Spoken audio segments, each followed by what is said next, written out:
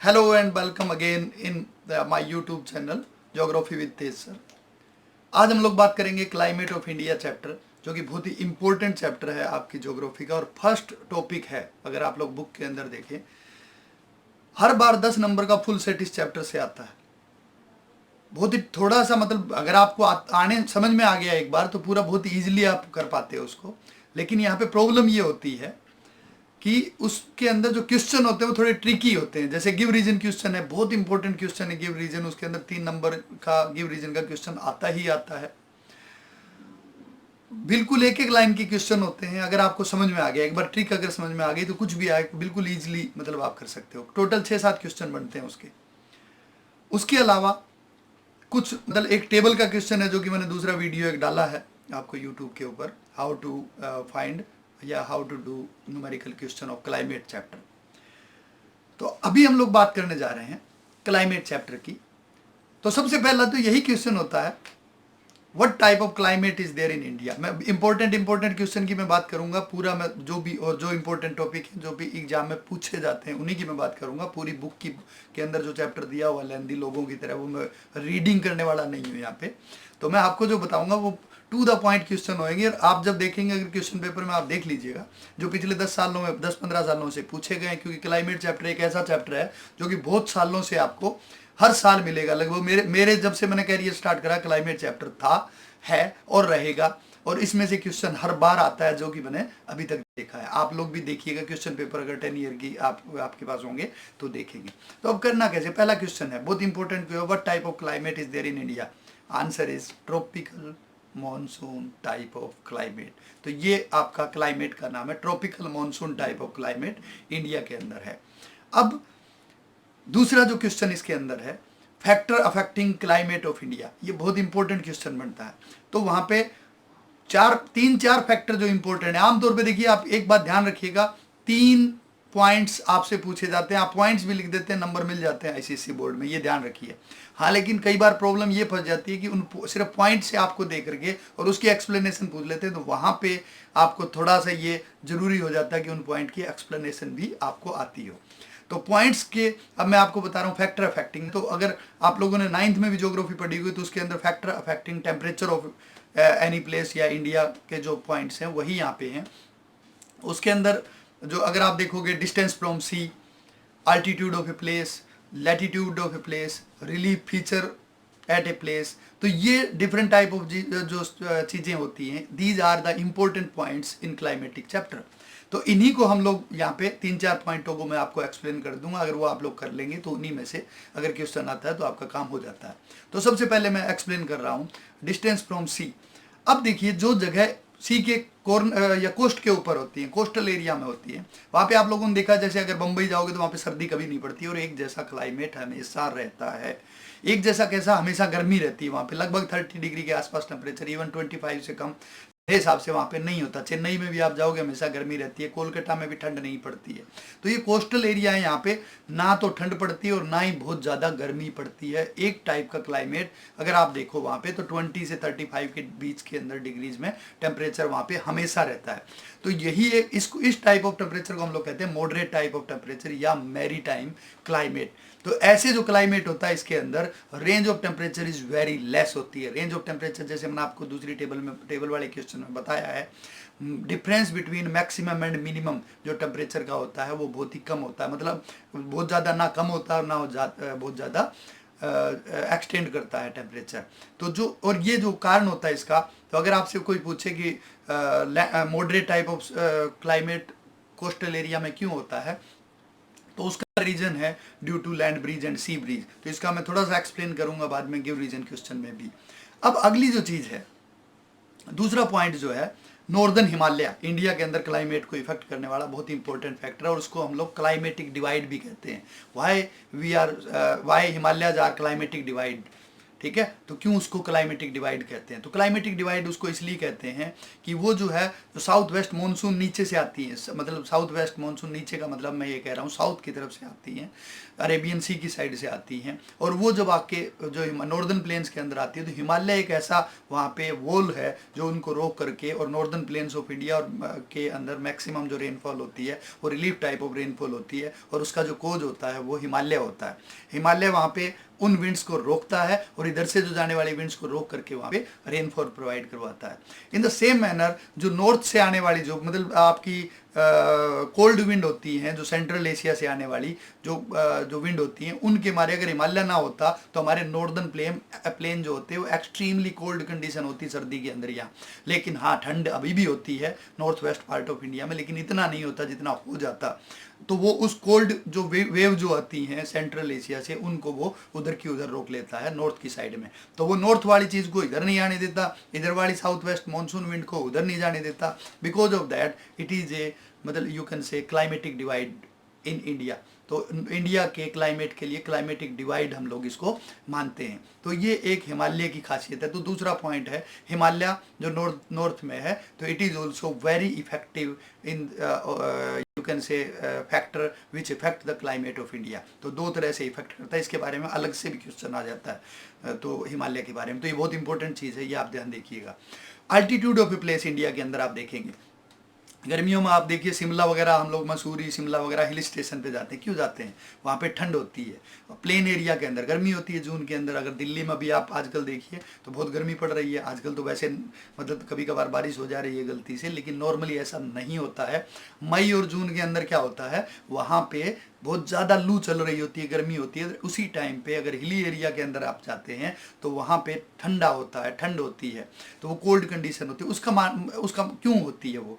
तो वो altitude of a place is a important factor. जैसे जैसे हम हाइट के ऊपर जाते हैं तो ड्यू टू लैप्स रेट के हमारे after 166 metre of height 1 degree Celsius temperature is decreasing on the height, and due to that on the hilly area temperature is less in compare to the plain area. तो यहाँ पे अगर आप देखोगे Shimla is cooler than Delhi in June, तो ये इसीलिए होता है due to higher altitude. Shimla is situated on the higher altitude in that area. अगर आप देखोगे दिल्ली आपके प्लेन एरिया में है।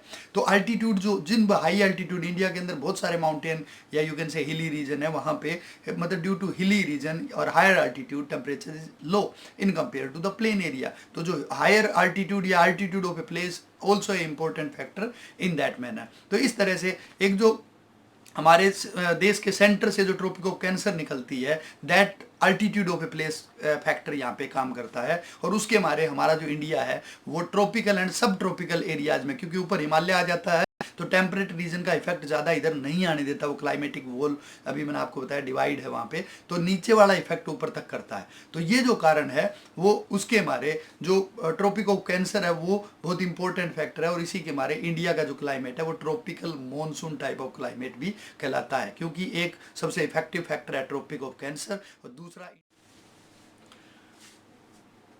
तो इस तरह से दो बहुत ही इंपॉर्टेंट फैक्टर हैं, एक आपका ट्रॉपिक ऑफ कैंसर और एक साउथ वेस्ट मानसून, जो कि इंडिया के क्लाइमेट को बहुत ही ज़्यादा इफेक्ट करते हैं। और because of that the climate का जो नाम है इंडिया का वो tropical monsoon type of climate हम लोग उसको कहते हैं। तो ये आपको ध्यान रखने की बात है, बहुत इंपॉर्टेंट क्वेश्चन होता है। कई बार यही पूछ लेते हैं कि what name we have given to the climate of India. इसके बाद जो इम्पोर्टेंट जो अगला क्वेश्चन है वो है October heat. What is October heat? तो अक्टूबर हीट क्या होती है? एक्चुअल के अंदर 4 महीने की जो जून से लेकर के सितंबर तक जो बारिश होती है, जून टू सितंबर साउथ वेस्ट मानसून, उसके बाद में जो स्काईज होते हैं दे बिकम वेरी क्लियर। बिल्कुल जो डस्ट पार्टिकल्स होते हैं वो सारे नीचे आ जाते हैं, बिल्कुल साफ हो जाता है एकदम atmosphere.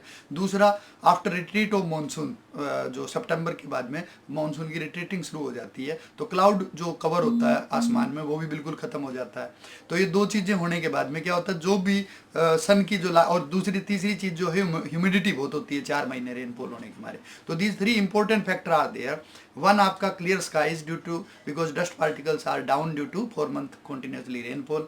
Humidity is more, cloud cover is gone after retreat of monsoon. Because of that sun rays are falling earth on the earth directly and मतलब ये जो एक अजीब टाइप के हीट जो प्रोड्यूस कर देते हैं, मतलब extreme type of heat we are facing और फीलिंग, तो it is known as a October heat. तो बहुत ही इंपॉर्टेंट चीज़ है और आप उसको देख सकते हो।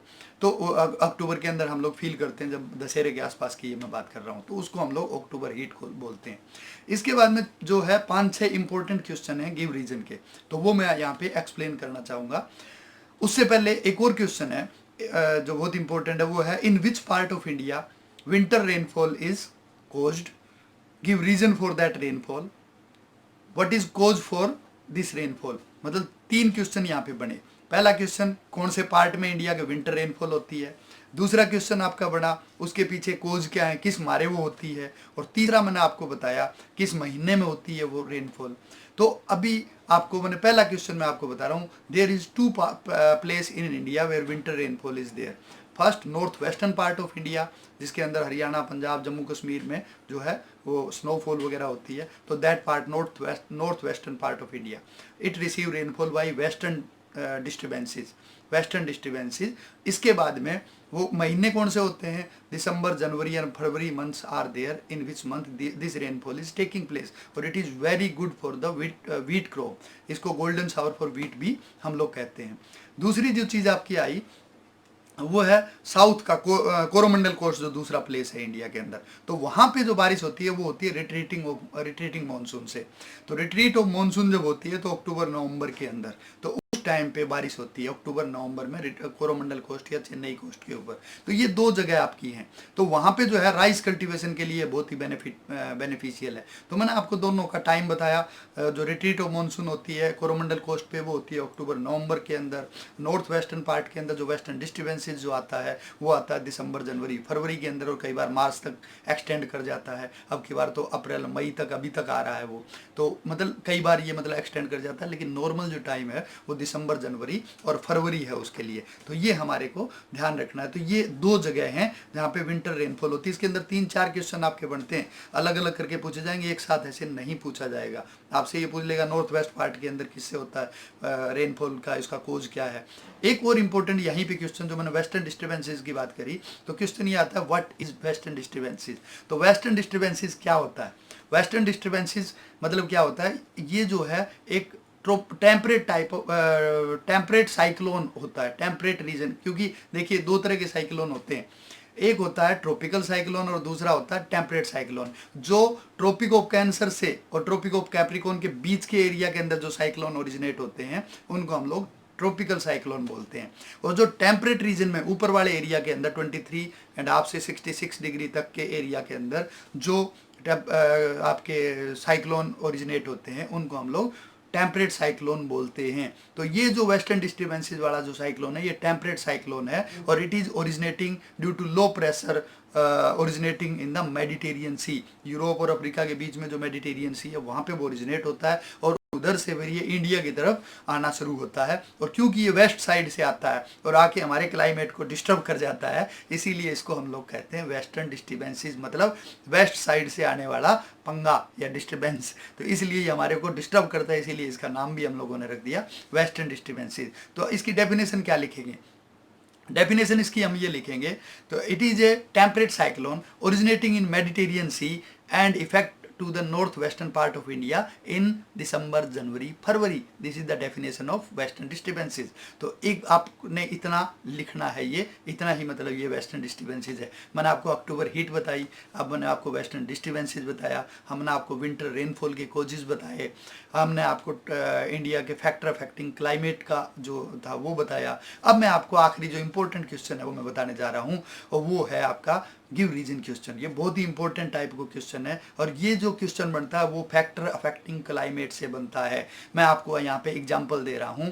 पहला आपका Rajasthan receive very less rainfall, तो उसके जो सिंपल क्वेश्चन, या कई बार यही क्वेश्चन इस तरह से पूछ लेते हैं, western part of India is a desert region, give reason. तो इसके दोनों का आंसर बिल्कुल एक लाइन का है, due to Aravalli range are parallel to south west monsoon. जो साउथ वेस्ट मानसून नीचे से आती है उसकी डायरेक्शन साउथ वेस्ट है, और इसकी अरावली रेंज की भी उसी साइड में, तो वो जो विंड है वो इसके बगल से निकल जाती है पैरेलल होने के मारे। अगर ये परपेंडिकुलर होता तो राजस्थान के अंदर बहुत ज़्यादा बारिश होती, but it is parallel of these winds, because of that they are passing near to it and that place does not receive any rain. तो राजस्थान के अंदर इसलिए बारिश नहीं होती। अरावली बिल्कुल, एक तो हाइट उनकी कम है, और दूसरा जो चीज़ है वो उनके वो जो पैरेलल हैं साउथ वेस्ट मानसून के, और वो उसको रोक नहीं सकता है। तो जब रुकती नहीं है तो वो आगे निकल जाती हैं और वो सूखा रह जाता है देखते हुए।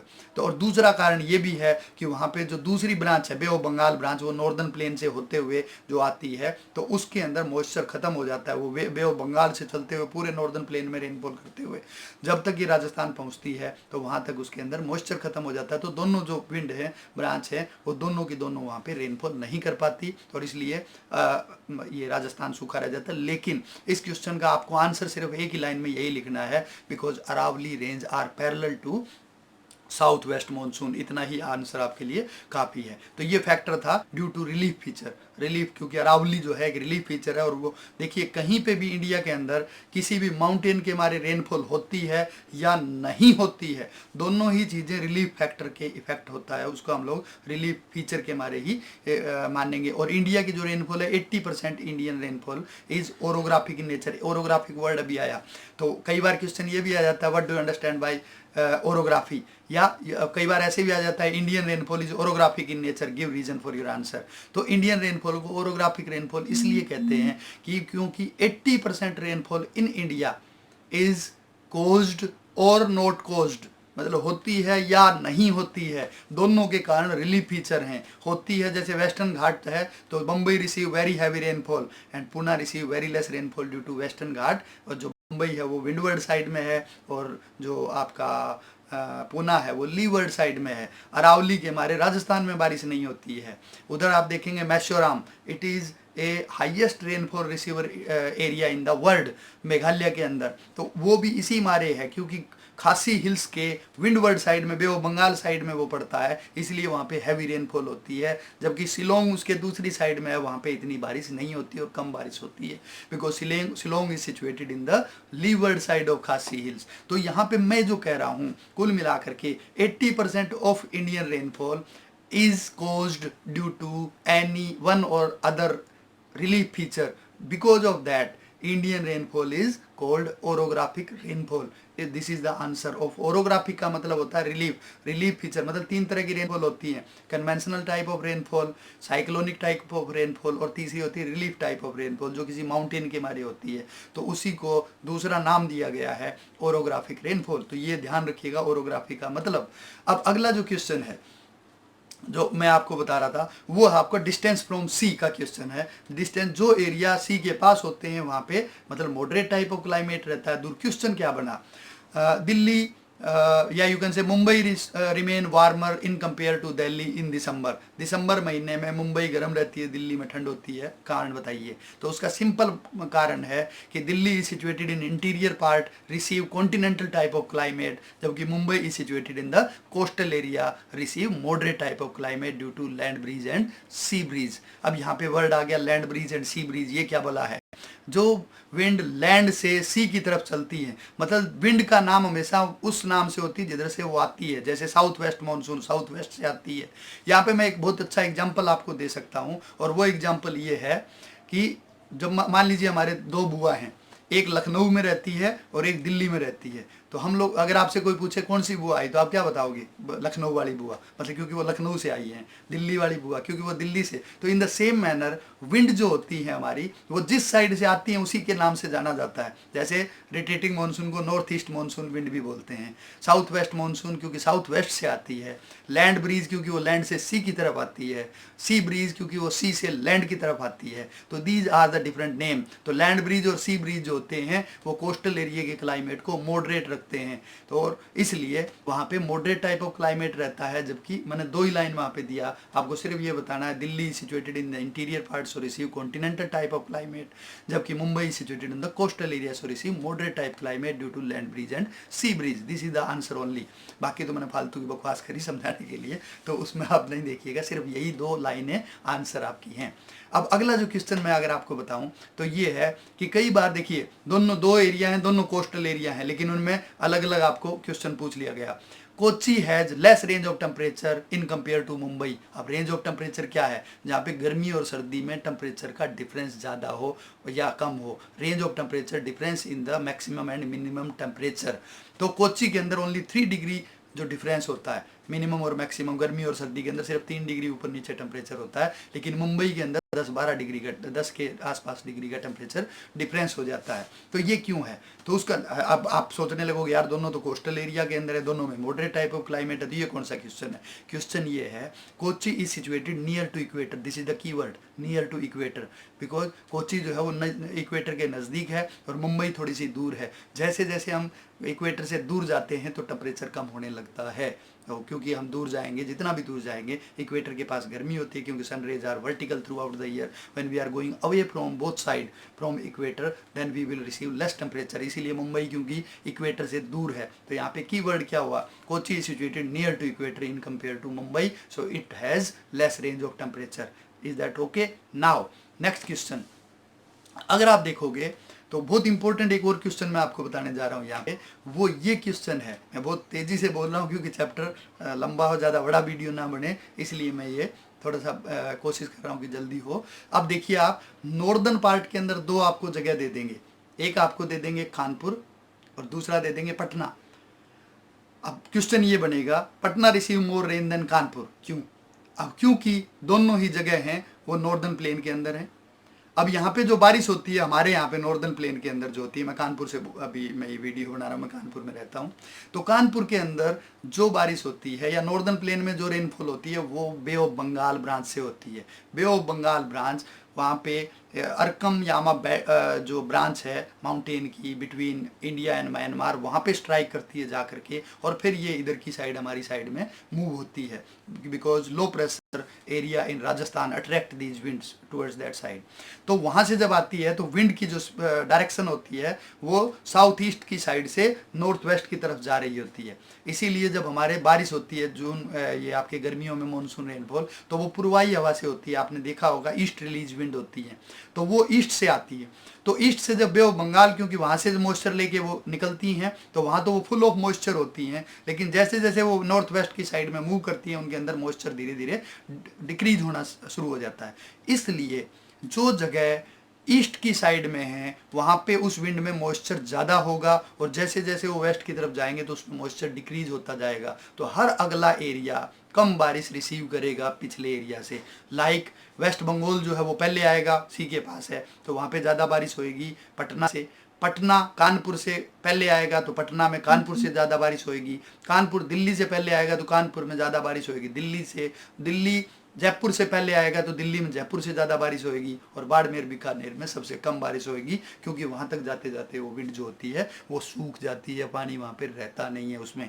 तो ये कारण है। तो ये भी एक गिव रीजन क्वेश्चन था। अगर नॉर्दर्न प्लेन के दोनों जगह आपको दे दें और क्वेश्चन पूछे तो सिंपल बात है कि आप सीधा कहिए कि मानसून या Bay of Bengal branch of monsoon coming from east to west, so eastern place will receive more rainfall because moisture content there is more in compared to west. Okay, this is the answer. तो ये आपके give reason question हुआ। एक और मैं आपको important question बता रहा हूँ। इसी तरह से क्वेश्चन आता है Malabar coast receive more rainfall in compare to Coromandel coast या Chennai coast although it has less rainy month. इसका मतलब ये हुआ मालाबार कोस्ट जो है वो कोच्चि की साइड में है, वेस्टर्न कोस्ट पे है, वहाँ पे साउथ वेस्ट मानसून से बारिश होती है, लेकिन उस टाइम पे रेनी सीजन तो पूरे देश में होता है, लेकिन चेन्नई जो है वो लीवर्ड साइड में पड़ जाता है, वेस्टर्न घाट के और ईस्टर्न घाट दोनों के उधर, और वहाँ पे जो बे ऑफ बंगाल ब्रांच है वो उसके पैरेलल होकर निकल जाती है, तो वहाँ पे कोई बारिश गर्मियों में नहीं होती। लेकिन चेन्नई के अंदर 4 महीने, ये कोच्चि में 4 महीने खूब बारिश होती है। चेन्नई या Coromandel coast only receive rainfall by retreating monsoon during October November month. हालांकि 6 महीने तक रेनी सीजन जरूर रहता है, लेकिन वो बारिश वहाँ पे सिर्फ 2 ही महीने होती है, और वो भी कम होती है क्योंकि retreating monsoon is not so strong as compare to south west monsoon. South west monsoon Arabian sea branch जो है वो बहुत स्ट्रॉन्ग होती है, वो 4 महीने में बहुत ज़्यादा बारिश कर देती है, लेकिन वहाँ पे 6 महीने रेनी सीजन होते हुए भी 2 महीने ही बारिश होती है, और वो भी रिट्रीटिंग मानसून से, जो कि not so strong as compare to south west monsoon. तो ये वहाँ पर गिव रीजन आपका क्वेश्चन था। तो इस तरह से ये इतने सारे मैंने आपको गिव रीजन बताए। न्यूमेरिकल वाला जो क्वेश्चन है उसका मैंने अलग वीडियो बनाया है, वो आप देख लीजिए, how to solve numerical of climate chapter. तो ये आपका हमारा टोटल, ये मैंने आपको क्लाइमेट के जो इंपॉर्टेंट क्वेश्चन बनते थे वो मैंने सारे आपको बता दिए हैं, जो भी इंपॉर्टेंट जो बनते थे। बाकी क्वेश्चन आपको बुक में मिल जाएंगे, थोड़ा बैक चैप्टर क्वेश्चन आप देख लीजिएगा, तो उसमें से जो भी क्वेश्चन हो तो वो आप कर लेंगे। इंपॉर्टेंट क्वेश्चन यही हैं जिनके अंदर से ही कोई ना कोई क्वेश्चन निकाल के आपसे पूछा जाता है। तो thank you for today, good night, सब्बा खैर, थैंक यू अगेन।